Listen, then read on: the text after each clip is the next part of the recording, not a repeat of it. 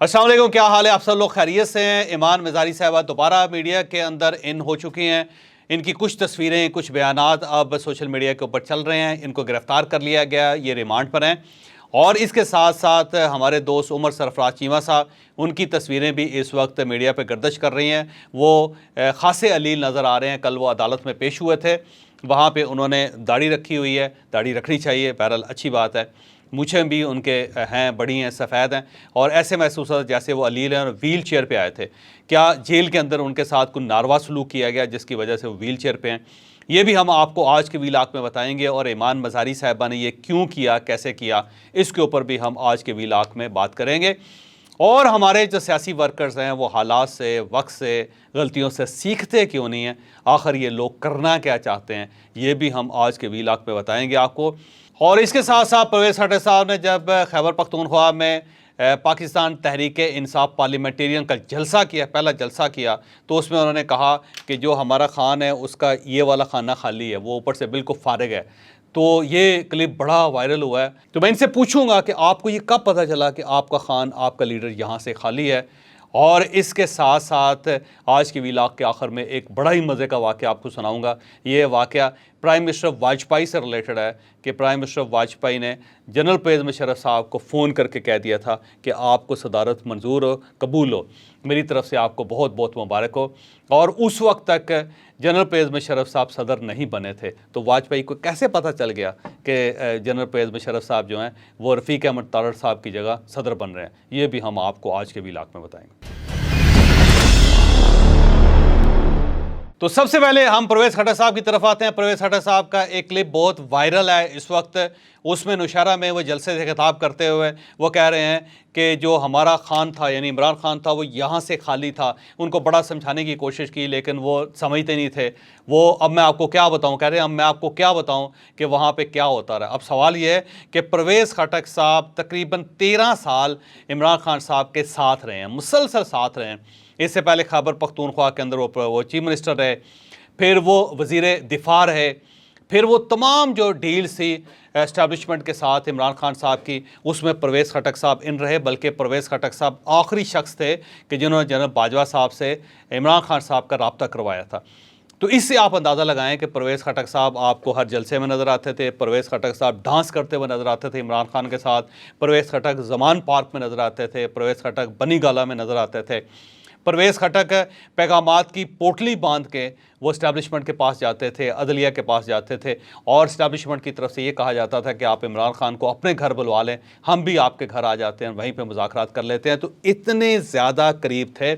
बल्कि परवेज़ खट्टर साहब वो शख्स हैं कि जो चौधरी परवेज़ इलाही साहब को, मोनिस इलाही साहब को एक बार फिर इमरान खान साहब के पास लेकर आए थे जब इन्हें पाकिस्तान मुस्लिम लीग नून की तरफ से वज़ारत आला की पेशकश हो चुकी थी। ये 2022 के शुरू की बात है, आपको पता होगा। तो उस वक्त फिर दोबारा ये उनको तोड़ के फिर इमरान खान साहब के पास लेके आए थे। तो इतने ज़्यादा करीब होते थे परवेज़ खट्टर साहब, लेकिन अचानक आज उन्हें महसूस हो रहा है कि इमरान खान साहब यहाँ से खाली हैं। अब सवाल ये है कि परवेज़ खट्टर साहब को ये बात उस वक्त क्यों नहीं पता चली कि जब वो यहाँ पे धरने 2014 के चल रहे थे, और उस वक्त वो धरने के लिए जो एक कंटेनर बना हुआ था उसकी छत के ऊपर खड़े होकर इमरान खान साहब की तालियों पर डांस करते होते थे। उस वक्त इन्हें ये क्यों नहीं पता चला? फिर इन्हें जब ये 2013 में परवेज़ खट्टर साहब को चीफ मिनिस्टर बनाया गया था खैबर पख्तूनख्वा का, उस वक्त इन्हें इस चीज़ का पता क्यों नहीं चला? फिर उसके बाद जब वो ये क्लेम करते थे कि पीटीआई पाकिस्तान की वाहिद जमात है कि जिसे खैबर पख्तूनख्वा में दूसरी बार वोट मिला है, दूसरी बार इक़्तिदार में आ रही है पार्टी, तो उन्हें उस वक्त क्यों नहीं पता चला कि यहाँ से खाली हैं? फिर जब इन्हें वज़ीर दिफा बनाया गया वफाक में, तो उस वक्त इन्हें क्यों नहीं पता चला कि मैं एक खाली दिमाग के आदमी के साथ चल रहा? फिर जब ये इस्टेब्लिशमेंट के साथ डील कर रहे थे, जनरल बाजवा साहब को पैगाम लेके जाते थे, जनरल बाजवा साहब के पैगाम ला के इमरान खान साहब को देते थे, तो उस वक्त भी क्यों नहीं इन्हें महसूस हुआ कि ये खाली सर वाले बंदे के पीछे भाग रहे हैं? तो अब इन्हें अचानक कैसे महसूस हो गया? मुझे ये महसूस होता है कि ये एक टिपिकल मिसाल है परवेज़ खट्टर साहब पाकिस्तान के अंदर सियासत की, कि जब तक आपको आसरा रहे, जब तक आपको ये महसूस हो कि आपकी पार्टी चल सकती है या आपको कोई फ़ायदा हो सकता है, तो उस वक्त तक आप उस बंदे के पीछे चलते रहें। वो जहाँ ये कहे कि नमाज़ पढ़ लें, वहाँ आप नमाज़ पढ़ लें। वो ये कहे कि आज ईद का चाँद है, तो आप ईद मनाना शुरू कर दें। लेकिन जब आपको ये महसूस हो कि ये पार्टी ख़त्म हो गई है, ये दस्तरखान लपेट दिया गया है, तो फिर आप फौरी तौर पे ये कहें कि ये बंदा गलत था। मेरा ख्याल है परवेज़ खटक साहब को आज इस किस्म की बात नहीं करनी चाहिए थी, क्योंकि ये इमरान खान साहब के पीछे चलते थे, इमरान खान साहब के पीछे खड़े होते थे। मैंने इन्हें हर हाल में इमरान खान साहब का कलमा गो देखा है। तो जब ये थे तो उस वक्त मेरा ख्याल है इन्हें या तो उस वक्त एतराज़ करना चाहिए था, और अगर ये उस वक्त एतराज़ नहीं करते थे तो आज इनका एतराज़ बनता नहीं है। इसमें कोई शक नहीं कि इन्होंने अपनी पार्टी बना ली है, बहुत अच्छी बात है। इसमें कोई शक नहीं कि पीटीआई के लोगों को अपने साथ लपेट कर रखना चाहते हैं, अच्छी बात है। इसमें कोई शक नहीं कि ये चाहते हैं कि जब अगले इलेक्शन हो तो ये खैबर पख्तूनख्वा में चीफ मिनिस्टर बने, अच्छी बात है, आपको बनना चाहिए। लेकिन इसका हरगिज़ ये मतलब नहीं है कि आप जो पुरानी थालियाँ थी उनके अंदर छेद करना शुरू कर दें।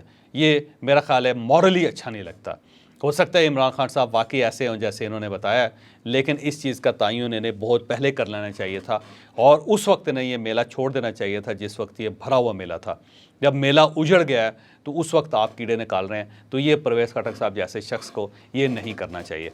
अब हम आते हैं उमर सरफराज चीमा साहब की तरफ, ईमान मिज़ारी साहिबा की तरफ और खतीजा शाह की तरफ। मैंने कल उमर सरफराज चीमा साहब की एक तस्वीर देखी जिसमें वो व्हील चेयर के ऊपर थे और उनकी दाढ़ी बड़ी हुई थी, सफ़ेद रंग की थी, और मूछें जो वो भी सफ़ेद हो गई थी, टोपी उन्होंने सर पर रखी हुई थी, और शायद व्हील चेयर पे इसलिए थे कि चलने फिरने से वो मासूर हैं या वो चल फिर नहीं सकते। इसके साथ खतीजा शाह की तस्वीर भी थी, जो बिल्कुल पहले वो बड़ी फैशनेबल खातून, आपको याद होगा कि वो एक पाकिस्तान के अंदर बहुत बड़ा ब्रांड चला रही हैं। उनको जिसने भी देखा अल्ट्रा मॉडर्न, बड़ी फिट देखा, लेकिन अब वो बाकायदा सफ़ेद कपड़े पहन के एक कॉर्नर पे बैठी होती हैं जब भी वो अदालत में आती हैं। फिर महमूद रशीद साहब की तस्वीर है, महमूद रशीद साहब वैसे ही हैं जैसे पहले थे। फिर यास्मीन राशिद साहिबा की तस्वीर है, यास्मीन राशिद साहिबा भी बड़े कॉन्फिडेंस में नज़र आ रही हैं। इतना असर उनके ऊपर नहीं है जितना तसव्वुर किया जा रहा था। तो इन तस्वीरों को देखने के बाद महसूस होता है कि पहली मरतबा ऐसा हुआ है कि पाकिस्तान के अंदर जो एलीट क्लास थी उसने दुख बर्दाश्त करने या दुख देखने महसूस किए हैं।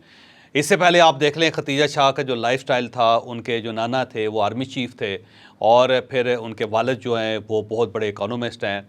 इन्होंने कभी तकलीफ़ बर्दाश्त नहीं की थी, लेकिन ये इंकलाब के उस रास्ते पे चले गए कि जहाँ से इनको बाकायदा तकलीफ़ भी होनी शुरू हो गई। यास्मीन राशिद साहिबा बड़े हौसले वाली खातून है, लेकिन अगर ये उस दिन कोर कमांडर के घर ना जाती तो आज इनको भी बुढ़ापे में ये तकलीफ़ें बर्दाश्त ना करना पड़ती। महमूद रशीद साहब जो हैं, उनके साहबजादे का इंतकाल हो चुका है, नेक आदमी है ये, लेकिन अगर ये भी उस दिन ये तकलीफ़ ना करते, इस टाइप की गलती ना करते, तो शायद आज भी नहीं ये दुख बर्दाश्त ना करने पड़ते। अब जो सरफराज चीमा साहब हैं, उमर सरफराज चीमा साहब हैं, ये भी एलीट क्लास के साथ इनका ताल्लुक़ है, अच्छे पैसे वाले आदमी हैं, इमरान खान साहब के साथ चलते रहे। लेकिन इमरान खान साहब ने आखिर में जब मेला उजड़ रहा था तो उस वक्त उमर सरफराज चीमा साहब को पकड़ के गवर्नर बना दिया, और उसके बाद ये खासी तकलीफ़ बर्दाश्त कर रहे हैं। मुझे पता ये चला कि जेल के अंदर ये अलील हो गए थे, और इनके रीढ़ की हड्डी का प्रॉब्लम है, फिर ये वीकनेस का बहुत ज़्यादा शिकार हो गए हैं, डायबिटीज़ भी इनको हो चुकी है, और ब्लड प्रेशर भी इनका वो है, और इस वजह से ये खासे वहाँ पे परेशान हैं, और क्योंकि जेल की सख्तियाँ इनके लिए नाकाबिले बर्दाश्त है। फिर इन्हें इस चीज़ का भी बड़ा एहसास है कि पार्टी ने उन्हें डंप कर दिया। पार्टी की तरफ से ना पहले इमरान खान साहब की तरफ से कभी कोई बयान आया था, और ना ही पार्टी की तरफ से इनको वकील दिया जा रहा है, और ना ही इनकी मदद की जा रही है। तो ऐसा लगता है कि जैसे उमर सरफराज चीमा साहब दुनिया में मौजूद ही नहीं है, उनको बिल्कुल इग्नोर कर दिया गया। तो इस चीज़ का भी उन्हें एहसास है। फिर उन्हें अपने घर वाले याद आते हैं, फैमिली याद आती है, तो इसको भी वो बहुत ज़्यादा मिस कर रहे हैं। अब वो अल्लाह ताला की तरफ लू लगा ली उन्होंने, 5 वक्त नमाज़ पढ़ते हैं, रोज़े भी रखते हैं वो वहाँ पे, और अल्लाह अल्लाह करते हैं, कुरान मजीद का तर्जुमे के साथ कुरान मजीद भी वो पढ़ रहे हैं। लेकिन इसके बावजूद जो उनकी फ़िज़िकल हेल्थ है वो बहुत अच्छी नहीं है। तो मैं उमर सरफराज चीमा साहब से वाक़ई ही मुझे हमदर्दी है कि ये शख्स बिला वजह इस सारे काम में मारा गया, जबकि बड़ा डेडिकेटेड आदमी था। पीटीआई के साथ इनका बड़ा पुराना ताल्लुक़ था, इमरान खान साहब के बैग उठा के फिरते होते थे। लेकिन जब इमरान खान साहब इक़्तिदार में आए तो जिन लोगों को उन्होंने इग्नोर किया उसमें उमर सरफराज चीमा साहब भी शामिल थे। लेकिन इस आदमी का करैक्टर था कि ये इसके बावजूद पार्टी के साथ जुड़ा रहा, इसने कभी पार्टी छोड़ी नहीं। और फिर जब पार्टी ने महसूस किया कि अब इन्हें कांटे के तौर पे इस्तेमाल करना है जिससे दूसरा कांटा निकाला जा सके, तो इन्हें फ़ौरी तौर पे गवर्नर बना दिया गया था, और वो बड़ा क्राइसिस वाला टाइम था। उस वक्त भी इन्हें हर तरफ से ऑफ़र हुई थी कि चीमा साहब आप हमारे साथ मिल जाएं, लेकिन इस बंदे ने वाकई करैक्टर का मुजाहरा किया था, इसने पार्टी नहीं छोड़ी थी, और आज भी ये पार्टी छोड़ने के लिए तैयार नहीं है। अगर ये एक बार ये कह दे कि मेरा इस पार्टी के साथ कोई ताल्लुक़ नहीं, तो इसकी जेल ख़त्म हो जाएगी, ये खरा जाएगा। लेकिन ये वाकई करैक्टर का मुज़ाहरा कर रहा है, तो इस शख्स के साथ ये नहीं होना चाहिए था। और आइंदा पार्टी के लोगों को इस चीज़ का ख्याल रखना चाहिए कि जब इनका कुछ साथी इस तरह जेल जाए तो उसकी मदद करनी चाहिए। तो रह गई ईमान मिज़ारी साहबा, तो उन्होंने PTM के एक जलसे में इस्लामाबाद के अंदर एक बड़ा ही खौफनाक नारा लगाया और वहाँ पर उन्होंने तकरीर कर दी, और जिसके बाद इनको गिरफ़्तार कर लिया गया। अब सवाल यह है कि ईमान मिज़ारी साहबा ने बड़ी कोशिश करके अपनी वालदा को, श्री मिज़ारी साहबा को, जेल से रिहा करवाया था, और उन्होंने उस वक्त उनसे तकरीर करवाई थी कि पार्टी के साथ मेरा कोई ताल्लुक़ नहीं, मैं आइंदा किसी सियासी सरगर्मी में शरीक नहीं होंगी। लेकिन साथ ही इन्होंने ख़ुद भी अपने साथ वही जुल्म कर लिया जिससे ये अपनी वालदा को बचाना चाहती थी। तो मेरा ज़ाती ख्याल ये है कि कुछ अरसे से ये महसूस कर रही थी कि इनका जिक्र किसी जगह नहीं हो रहा, और ऐसे लगता है जैसे आइसोलेट कर दिया गया इनको, या किसी रैक में या शेल्फ में रख दिया गया है। तो इन्होंने अपनी इंपॉर्टेंस क्रिएट करने के लिए ये मुज़ाहरा कर दिया, और उसके बाद ये दोबारा लाइमलाइट में आ गए। लेकिन सवाल फिर वही है कि ये जो हमारी एलीट क्लास है, इन्होंने कभी सख्तियाँ देखी नहीं हैं। अगर ये इस किस्म की हरकतें करते रहेंगे तो फिर वाकई ज़िंदगी इनके लिए तंग होती चली जाएगी। अगर आपने लड़ना है तो फिर लड़ें, फिर आप मिन्नतें ना करें, और अगर आपने नहीं लड़ना तो फिर इस किस्म की हरकतें ना करें, क्योंकि इससे पहले श्री मिज़ारी साहबा को छुड़ाने के लिए ईमान मिज़ारी साहबा ने हर किस्म का कंप्रोमाइज़ करने का फ़ैसला कर लिया था। लेकिन आज ये अपनी वालदा को घर छोड़ के, बूढ़ी वालदा को घर छोड़ के अपने आप को इन्होंने जेल तक महदूद कर लिया है। तो इसका फिर फ़ायदा किसको होगा? मेरा ख्याल ये है कि ये ट्रेंड गलत है, इससे पाकिस्तान को नुकसान होगा। तो एक ही बार फ़ैसला करना ज़रूरी है कि क्या इन सब लोगों के लिए पाकिस्तान ज़रूरी है या नहीं है। अगर इनके लिए पाकिस्तान ज़रूरी नहीं है तो बेस्ट वे ये है कि ये मुल्क से चले जाएं और बाहर मज़े से ज़िंदगी गुजारें। और अगर ये चाहते हैं कि पाकिस्तान कायम रहे तो फिर मेरा ख्याल है कुछ चीज़ों को अंडरस्टैंड करना ज़रूरी है। तो अब हम आते हैं वाजपेयी के वाक़े की तरफ। अटल भाई वाजपेयी इंडिया के प्राइम मिनिस्टर थे, बड़े सीजन्ड किस्म के पॉलिटिशियन थे। पाकिस्तान बनने से पहले से वो सियासत के अंदर थे और उसके बाद वो प्राइम मिनिस्टर बन गए। और मियां नवाज शरीफ साहब का दौर भी उन्होंने देखा, उसके बाद उन्होंने जनरल परवेज़ मुशर्रफ का दौर भी देखा। वाजपेयी साहब की आदत होती थी कि सुबह 6 बजे ये उठ के वॉक करते थे। अपना ही जो प्राइम मिनिस्टर हाउस था उसके अंदर ट्रैक बना हुआ था, उसके अंदर ये वॉक करते थे। और वॉक से पहले ये 2 ऑफिसर्स को बुलाते थे। एक रॉ का इंटरनल विंग का चीफ होता था जो इंडिया के अंदर के हालात हैं उसके बारे में इंफॉर्मेशन इकट्ठी करता था, और दूसरा जो एक्सटर्नल विंग है रॉ का, वो उसका चीफ होता था। तो ये उन दोनों को बुलवा के उनके साथ वॉक करते थे आधा घंटा, और आधा घंटे में वो पूछते थे कि बाहर क्या हो रहा है, और उसी आधे घंटे के अंदर पूछते थे कि मुल्क के अंदर क्या हो रहा है। और वो बड़ी ज़बरदस्त किस्म की सॉलिड इंफॉर्मेशन होती थी जो प्राइम मिनिस्टर के पास आ जाती थी।